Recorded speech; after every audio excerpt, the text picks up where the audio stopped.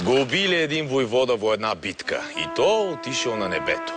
Го посрещнал там свети Петър, го погледнал и му кажал: абе, аз мога да те върна още да живееш, още да водиш дружина, ама сакам да ми кажеш на един въпрос отговора. Айде, кажи ми, ти знаеш ли какво най-много искат жените? Ей сега, ке те върна на земята и след една година ке дойдам да ми го кажеш. Ако не си разбрал какво искат жените, ке те взема наобратно. Умрем пак да бъдеш.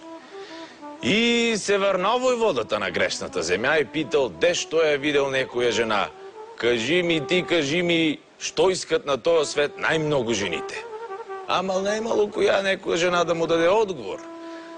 Най-накрая, кога веки минала годината, го срещнал войводата един стар дедо и му кажел така: ке идеш навръх планината, ке намериш къде живее там една стара вещица и нея ке я питаш. Та всичко знае и това ке ти го каже, само дето ке иска да й платиш и много ще иска, да знаеш.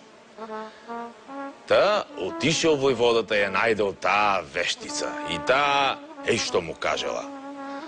Знам, аз кажела, знам, що искат най-много жените. Ама ако сакаш да ти го кажем, айде вземи ожени се за мене. Я погледнал войводата и та гърбава, мръсна, неумита, дърта, без зъбе и кажел: не, аз ако ке се женам за тебе, айде по-арно да умрам. Ама викнале тогава неговите юнаци от дружината му: айде, войводо, согласи се с оне, айде инак ке те вземе свети Петър, ке умреш и ние що ке правиме? Кой ке ни води, со кого ще одиме?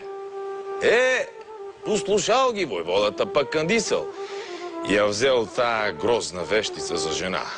А тога тая му кажела тъй: това, що го искат най-много жените, то е сами да си редят живота и никой да им не пречи на свободата. И тръгнале да се женат тогава. Ама кога си отишъл на сватбата, войводата що да види?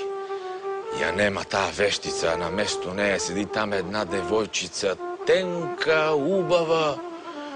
Що стана тука, бе, кажел войводата, а тая му кажела: задето се съгласи да ме вземеш, ако и да бех грозна и стара, и аз ке ти направим подарък. Половината време от деня ке бидем девойчица, а другата половина вещица ке бидем. Айде сега ти да ми кажеш, кога сакаш да съм вещица? Деня или нощя? Се замисли войводата, що ке биде по-арно? Да го виждат с убава жена деня или да спи с дърта вещица нощя? Па накрая кажел: айде ти сама ке си решиш кога каква ке бидеш.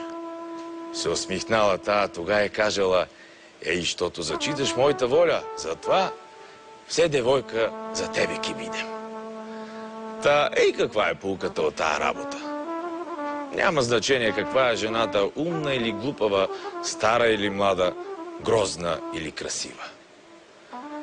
Вътре в душата си, тая винаги е вещица.